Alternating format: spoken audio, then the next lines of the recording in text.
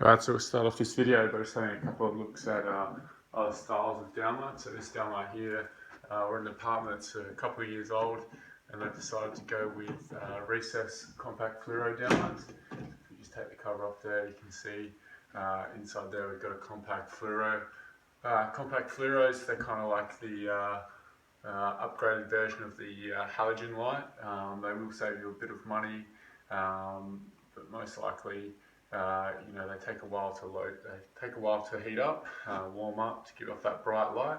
A lot of people don't really like this style of light fitting, mainly because of the light output it gives you and the amount of time it takes to load up. But these are a 15 watt compact fluoro globe, so the same sort of output as what you're getting from your 50 watt downlight, halogen downlight.